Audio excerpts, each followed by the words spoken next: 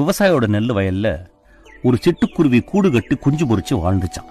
ஒரு நாள் அந்த தாய்க்குருவி இறதேடி வெளியே போன சமயத்துல அந்த விவசாயி வந்த வயலை பார்த்து, நெல்லு நல்ல பருவத்துக்கு வந்துருச்சு, வெளியூர்ல இருந்து ஒரு 20 ஆளுங்களை வர வச்சு அறுவடை பண்ணிடலான்னு தன்னோட மனைவி கிட்ட பேசிக்கிட்டே போனாராம்.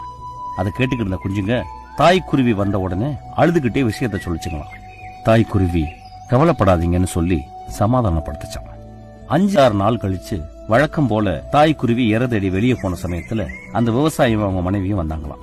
நெல்லு நல்லா முத்திருக்கு, இதுக்கு மேல வெளியூர் ஆளுங்களை நம்பி பிரயோஜனம் இல்ல, நம்ம ஊர்லயே ஒரு 10 பேரை வச்சு அறுவடை பண்ணிடலான்னு பேசிக்கிட்டே போனாங்களாம்.